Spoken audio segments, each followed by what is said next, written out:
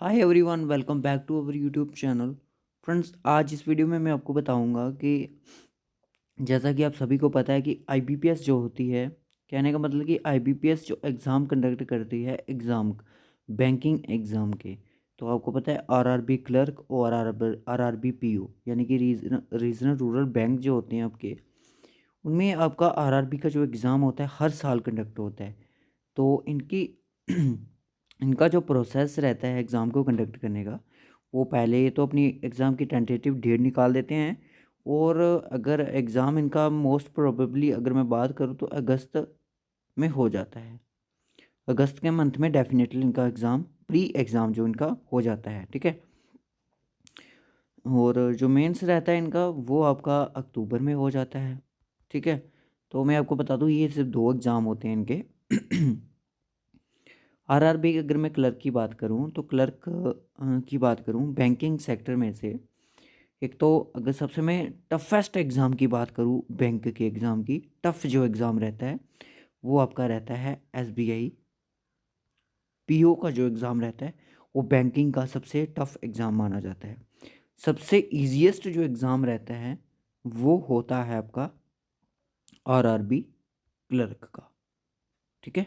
RRB clerk का अब मैं आपको बता दूं कि आपने एसबीआई आईबीपीएस क्लर्क का एग्ज़ाम दिया होगा। उसमें प्री में आपको एक टाइम मिलता है। 20 मिनट में आपको इंग्लिश करनी होती है, 20 मिनट्स में आपको रीजनिंग करनी होती है और 20 में ही आपको मैथ करना होता है। तो इसमें ऐसा कुछ भी नहीं रहता है। आरआरबी जो क्लर्क रहता है इसमें आपकी जो भी बच्चे इंटरेस्टिंग है मैं आपको बता दूं, इसको ध्यान से सुने। आरआरबी जो क्लर्क रहता है इसका जो प्री लिम्स होता है वो आपका 80 मार्क्स का होता है, जिसमें आपकी सिर्फ 2 सेक्शंस रहती हैं। एक तो आपका मैथ रहता है, दूसरी आपकी रहती है रीजनिंग। बस आपका ये चीज़ रहती है, यानी कि 80 में से इंग्लिश आपकी इसमें नहीं होती। और तो कंपोजिट टाइम दिया जाता है आपको 45 मिनट्स में, चाहे आप रीजनिंग करो चाहे आप मैथ करो, ठीक है। ये सिस्टम रहता है इनका। उसके बाद अगर मैं बात करूं, देखिए अभी तो पोस्ट का अभी कुछ कह नहीं सकती, अभी सिर्फ टेंटेटिव डेट निकाली गई है इनकी। जो हमारे जीएनके से जो एग्ज़ाम कंडक्ट होंगे, यानी कि जीएनके में जो बैंक हैं उनकी रिक्रूटमेंट है ये। एक तो हमारा जीएनके ग्रामीण बैंक आ गया, दूसरा जो इलाकाई देहाती बैंक जो कि स्टेट बैंक की ब्रांच मानी जाती है, ठीक है। इलाकाई देहाती बैंक एक गवर्नमेंट बैंक है, रीजनल रूरल बैंक है और अच्छी जॉब्स रहती हैं इनकी। क्लर्क की मैं आपको बात करूं, आपका सबसे पहले प्री होगा। प्री में अगर आप 70+ एग्ज़ाम मार्क्स ले आते हो 80 में से, या 75 मार्क्स, तो आपका कट ऑफ क्लियर है, ठीक है। 75 तो जनरल वालों को नीट रहती है, पर इससे ज़्यादा भी कई बार 77 तक का कट ऑफ चला जाता है, ठीक है। उसके बाद जो मेंस एग्ज़ाम होता है उसका अगर मैं बात करूँ तो आपको 125 के राउंड राउंड रहना पड़ेगा। 200 का एग्ज़ाम होता है और 2 घंटे का इसमें होता है।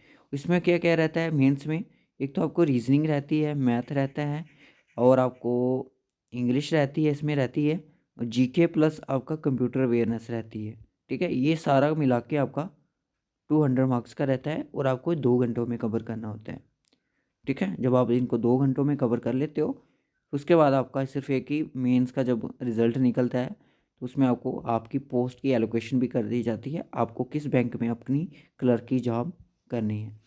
तो जो भी बच्चे इंटरेस्टिंग है मैं आपको बता दूं, आप इसकी तैयारी करना अभी अभी से स्टार्ट कर सकते हो। अगर आप अभी से स्टार्ट कर रहे हो तो आपने पहले प्री की करनी है। प्री आपकी अगर मैं बात करूँ, आपको आपकी कैलकुलेशन स्पीड एक्यूरेसी ये सब कुछ ठीक होना चाहिए। साथ साथ में आपको मेंस भी देखना है, क्योंकि मेंस के लिए आपको सिर्फ 1.5 से 2 महीने मिलते हैं, यानी कि 1 से 1.5 महीना ही मिलता है मेंस के लिए, ठीक है। तो इससे अच्छा आप पहले ही इन दोनों एग्ज़ाम की तैयारी करो। और आपका ये सबसे फास्टेस्ट रिक्रूटमेंट होती है जीएनके में, सॉरी पूरे इंडिया में, ठीक है। और आपको किसी और स्टेट में जाने की जॉब करने की ज़रूरत नहीं है, ये आपको अपनी ही स्टेट में मिल जाएगी, ठीक है। तो गाइस, मैंने आपको आईबीपीएस क्लर्क क्यों नहीं रेकमेंड किया, मैंने आपको आरआरबी क्लर्क ही क्यों किया, क्योंकि ये ईजीएस्ट एग्ज़ाम होता है। आपकी पोस्ट है ऑफिस असिस्टेंट की, यानी कि क्लर्क की पोस्ट है। प्रीलिमिनरी एग्ज़ाम की ऑफिस असिस्टेंट की देख लो, 7 अगस्त, 13 अगस्त, 14 अगस्त, 20 अगस्त, 20 अगस्त, 21 अगस्त। इससे बाद भी हो सकता है, अगर तब तक सिस्टम ठीक रखा तो इसी डेट को एग्ज़ाम होगा। तो ये फॉर्म आपके जुलाई तक लग सकते हैं, जुलाई स्टार्टिंग में या फिर एंडिंग जून में, ठीक है। मेन एग्ज़ाम आपका कब होगा ऑफिसर, अगर मैं इसकी बात करूँ ऑफिस असिस्टेंट का, अक्टूबर के मंथ में, ठीक है। यानी कि 1 महीना या फिर 1.5 महीना, इतना ही आपको टाइम मिलता है इस एग्ज़ाम की मेंस की प्रिपेयर करने को।